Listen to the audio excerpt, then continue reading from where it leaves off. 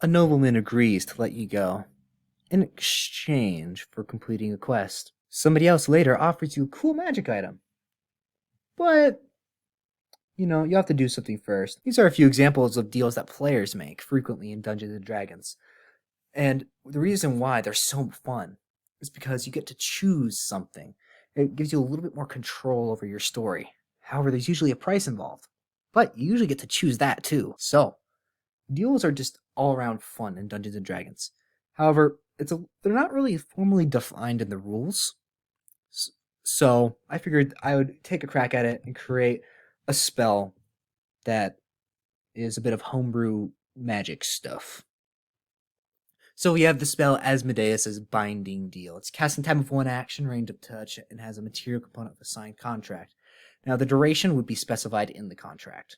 You make a written agreement between two creatures binding, and after touching the material component, it will become impervious of all damage, and the written agreement will become binding.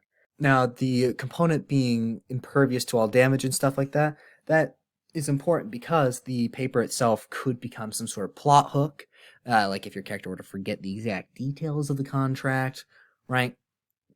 This is sort of important, it seems, to be able to keep around this agreement. So having it become impervious to everything is kind of cool. Now, an agreement that is binding cannot be willingly broken. You just won't, if you agree not to kill somebody, you just can't kill them. However, for this to apply, the exact written terms may not be violated. You can go against the spirit of the contract. Well, promise not to kill you. Did not say anything about cutting your legs off. Now, a binding agreement cannot be made unwillingly or unknowingly. It must be signed of the signee's free will, and they must be aware of the conditions on the contract. Like, you can't sign a contract that says you won't kill somebody if you aren't aware it has the condition to not kill them. Now, coercion does not disqualify it, right? If you were to be pinned down by some sort of noble and it's like, yeah, we will kill you if you do not sign this contract.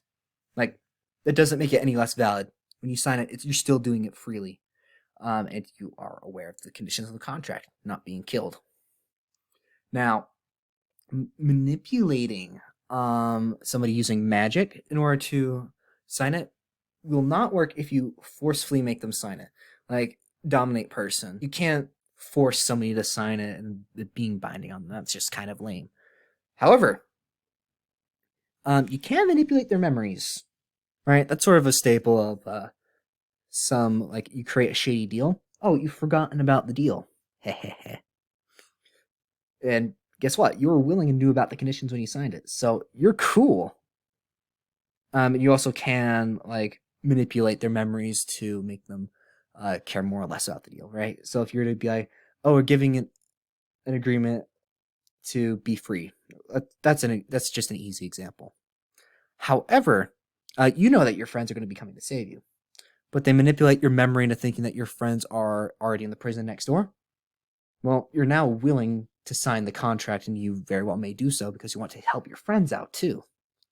So, that is fair game. And if you are unable to sign a contract, let's say you're illiterate, you can have somebody sign it on your behalf. Now, a contract it will also be invalid if it's something that's impossible to be done. In Dungeons and Dragons, I'd say it's very hard to come up with something that is literally impossible to be done. However, you can do things that are still exceptionally difficult, right? Like killing a god, possible. However, let's say it were to be something like, oh, get to this location in 10 seconds when you have no means of teleportation magic. Just like that agreement is stupid. Nobody's enforcing that. The very forces of order will not care about your agreement if it cannot be fulfilled. And now let's go over some potential uses of this. So for dungeon masters, you can obviously use it to make your players stick to a decision that they have made. Could be a good way to introduce devils. So much fun. And just make sure that you have it written down beforehand. That would help you out. And it also does give several plot hook potentials, right? If you're player to make an agreement, that has that parchment around. You know it's around because of the nature of the agreement. And however, they forgot the contract afterwards because of mind magic. So they're just sort of doing things, and it's like, oh, like you can sort of piece together the things that you can't do with the agreement being present. However, it's just so annoying. Well, guess what? It's a plot hook. That's fun. It's not just like restricting your players for no arbitrary reason. And as players, you can, use it. It's probably going to be one of the more fun aspects of it. In fact, I was thinking that one cool way of using this is that it could be a spell that you can only obtain by making an agreement with like a devil that has access to the spell, or somebody else who has it. But you also could just add it to, say, the cleric spell list, paladin spell list, wizard spell list, and warlock spell list. And this could be a really fun way to like force NPCs into uncomfortable situations, like create a problem solving. Like generally speaking, giving a tool of creativity into a player's hands is something that is generally a good thing to do, I'd say. Allowing for creative problem solving is part of the fun of Dungeons and Dragons. However, that's sort of it for this video. Thank you guys for watching, and I hope that you guys enjoyed it. One thing I will say regarding this, though, this would probably, depending on how much cheese you want to have on this, immune to remove curse, immune to dispel magic, immune to anti-magic field, all the floodgates for that kind of a thing. We can just have this be immune to that, and we can have a default duration of like 10 days or whatever. That's not, if it's not specified in the contract. Now, if we do want to add on a few more things, we could in the future say add warlocks, like being able to create a warlock as a player. That would be fun.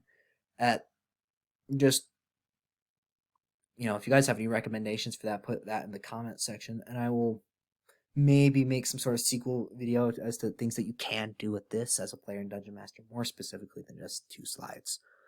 But that's it for me today. Hope you guys have a very good day, and I'll see you guys around.